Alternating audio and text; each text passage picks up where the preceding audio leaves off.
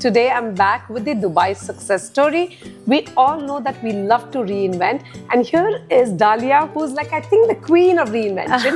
She was an investment banker before she became a designer, fashion designer, and now an art collector. Tell me more about it. An entrepreneur who's into many businesses, right? Sure. So it started with, of course, everyone studied in university a degree that you thought your career will be in it. And I did love investment banking. I was very happy until, of course, I got married and I got my kids, and it was a bit too much pressure for newborns to have a full-time job, especially investment banking is very demanding. So me and my husband decided that I should take a break and go back in a few years. In that few years, I decided to take courses with LCF, London College of Fashion, for fashion design, because it's always been my passion. And after that, I really enjoyed it so much that I couldn't go back to banking. I created my own line.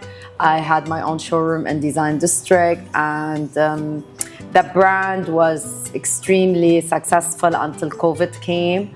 And at that year, it was very hard to maintain any small business. So I decided to downsize. And at that time, my name as Dahlia El Ali, as in someone who's born and raised here and knows a lot of people in the fashion, from clientele to sourcers and everything, a lot of brands became reaching out to me to collaborate on different projects. And from that, I became an entrepreneur, and now I actually have Dahlia El Ali company, which runs different things from hosting events to luxury brands, to having my own warehouse in Serkal where we exhibit 40 designers. It's an exhibition, we do it every 2 months. And that's mainly to support a regional talent after being a regional designer and knowing how hard it is to be in that field. I wanted to give back, so that is something that I do, you could say, quarterly. And the third kind of business that is my brand itself.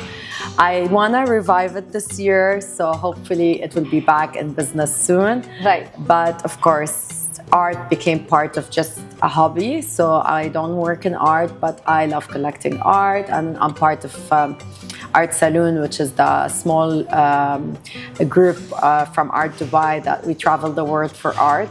That's brilliant. So it's lovely.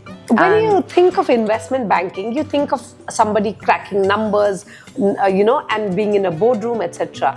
What made you? That's a lucrative career. That's easy money, I think. Yeah. What would you think? Why did you decide to do something creative? It was a gamble, right? It's a gamble. Of course. It was a gamble, and I always say till now, being your own boss and having your own business is a big gamble in life.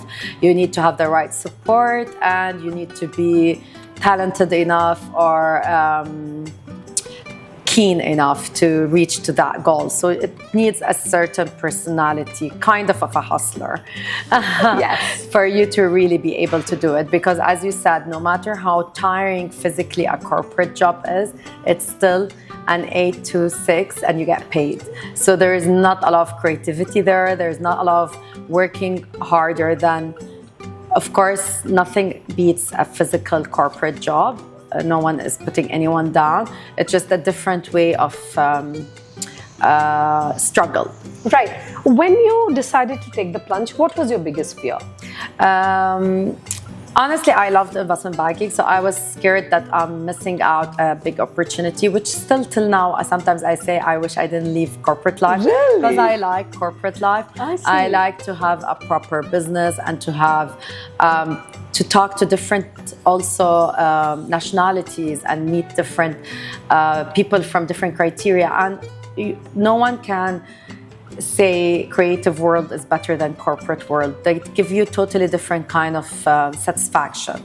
A corporate world gives you satisfaction on a different level. It opens up your brain. You use your brain more.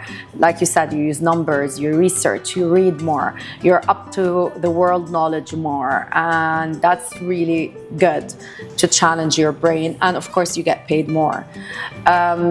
Creative world is a different kind of world. You can reach to your dreams and to things that you love and passion.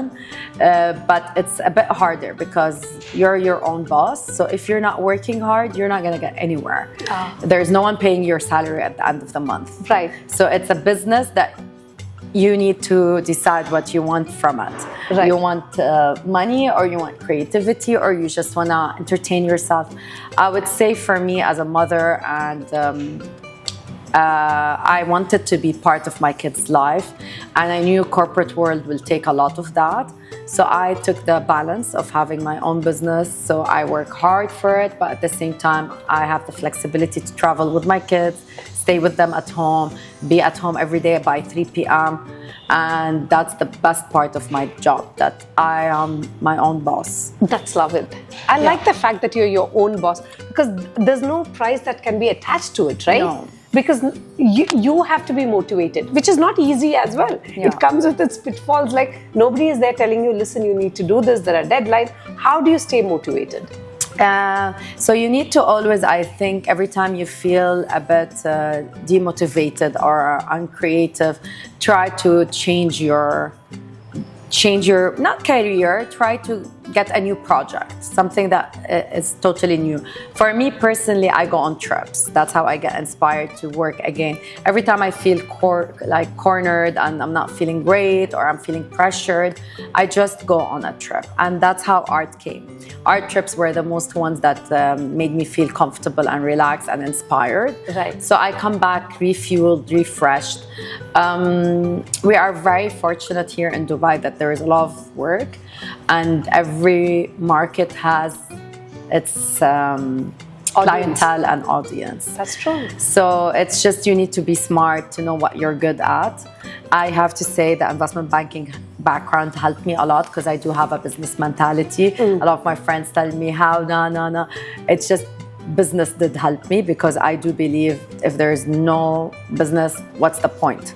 Right. So I'm not just a creative mind. My background of finance helped me a lot to be a business owner. Right. I've always wondered, can creativity and art be monetized? I think if you have the right help or the right background, yes. That's where I think your degree also comes to. You also have that economics hat. 100%. It helps a lot. Really. And Dubai is one city where I feel people can reinvent. Like, I have seen influencers just growing out of nowhere. During COVID, for instance, they just did videos at home, and now they've become like household names. Do you think Dubai as a city lends itself to reinvention? Yes. 100%. It's a very big city, and it's extremely cosmopolitan, and it grew so quickly that it gave so many opportunities to people, and it's still giving opportunities to people. So yes, in Dubai you have a voice more than other places in the world, which is amazing. I just think that if you're not hardworking enough, you're not going to get anywhere, because there's a lot of competition. Right. So this is, I think, what differentiates me from other people, or you from other people. If you are hardworking, you will always get somewhere. Nothing comes on a silver plate. This is not true. Opportunities come, but you won't be able to really take advantage of the opportunities or make it happen if you're not hardworking. Right. Dahlia, what was your background like before you became the designer? Before your label began, what was your childhood like, for instance? So I grew up in Al Ain, which is the small town. I love Al Ain. It's the garden city. Al Ain. I love it was the like zoo. the countryside. Exactly, the zoo was amazing. I loved growing up there, because it was very small. We only had 2 hotels, and everyone was a member either in the Hiltonia or the Intercon. So everyone knew everyone, from mothers to babies to siblings. So we all were like playing tennis together, basketball together, swimming together. So the community was lovely, and I won't give it for any other childhood. I loved my childhood. And then from there, I went to university in Lebanon, American University of Beirut, where I did investment banking. And when I moved back, my first job was in Dubai with Shua Capital, which was one of the very leading investment houses. And since then, I've moved around the UAE. I lived in Abu Dhabi for a while. I have to say, the UAE in general is a very giving country, and every place we moved to was amazing. Oh, that's brilliant. I enjoyed every stage and every stop, you know. Excellent. I love that. Do you think women can have it all? I look at you, you have a beautiful home.